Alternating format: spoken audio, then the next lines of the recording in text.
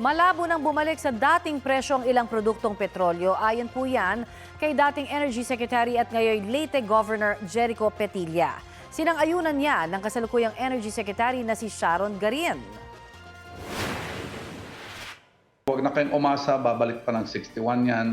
Okay, fearless forecast is basically ang diesel will be 100 or a little over 100 and then gasoline is a little under 100.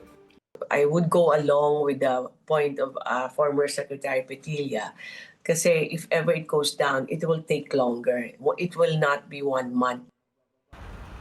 Paliwanag ni Petilla sa panayam ng unang hirit, marami kasing infrastructure ang nasira. Kaya mananatiling mahal ang mga produktong petrolyo kahit matigil pa ang gyera sa Middle East. Dagdag ni Garin, nakadepende ang pagbaba ng presyo ng langis sa mga bansang sangkot sa gyera. Batay sa inventaryo ng DOE as of April 7, mahigit isang buwan pang tatagal ang supply ng liquefied petroleum gas o LPG sa bansa. 47 araw pang tatagal ang diesel, nasa 2 buwan para sa gasolina at jet fuel at mahigit 50 araw para sa fuel oil.